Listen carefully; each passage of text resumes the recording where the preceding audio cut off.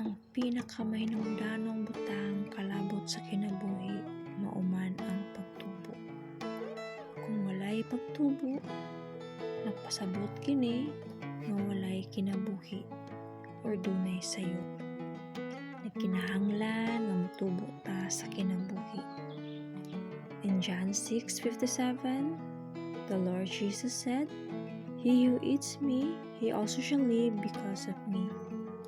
Nagpakita ba kini nato tawo nga nagkinahanglan tag Matthew 4:4.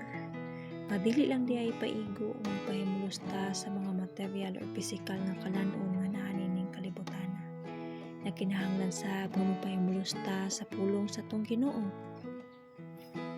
Ingon man nga nagpahimulos ta niya, ingon nga atong kalan-on, sangkap o realidad aron sa tuyo nga motubo ta sa kinabuhi.